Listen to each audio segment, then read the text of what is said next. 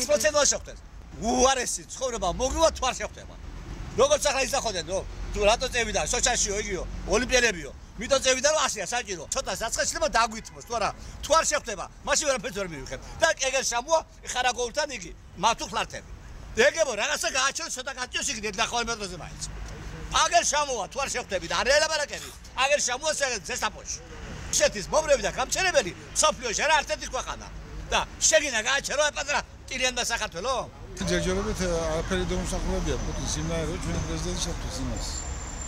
რამდენი ნაბიჯი გარდა ჩვენმა ქვეყანამ რუსეთის საკითხი დღებოდ ჩვენ საკითხი დაუშვა. იქიდან არაფერი ადეკვატური პასუხი ჩვენ არაფერი არ მიგვიღია. რა ადრია შეხვედრა მე ასე ვფიქრობ. აველოდოთ მოვლენებს.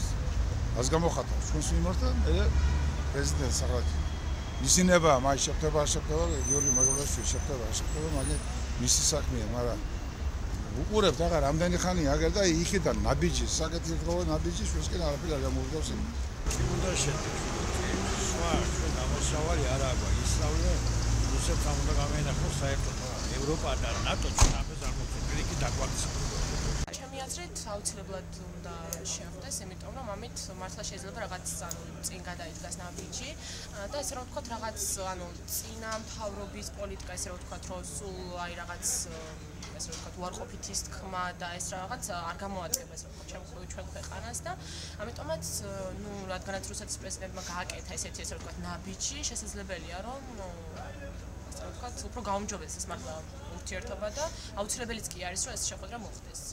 მარგოვაშვილი პუტინს უნდა შეხვდეს იმ შემთხვევაში თუ ეს გაშუქდება ტელევიზიით, რა თქმა უნდა და ჩემი აზრით ხელსაყრელი იქნება როგორც საქართველოსთვის, ასევე რუსეთისთვისაც, იმიტომ რომ შეიძლება ამით საქართველოსა და რუსეთის მეგობრობა ბჭყალებში გაუმჯობესდეს, ბჭყალებში, იმიტომ რომ აგის მეტი დიდად არ მაქვს, მაგრამ ვფიქრობ რომ სასარგებლო იქნება მაინც უნდა შეხვდეს ეს შეხვედრა. შეხვედრა უნდა მოხდეს. ოღონ უკეთესი იქნება ჩემი აზრით, რომ შეხვდეს პრემიერი ვიდრე პრეზიდენტი. და ჩვენ საპრეზიდენტო მმართველობა აღარ აქვს.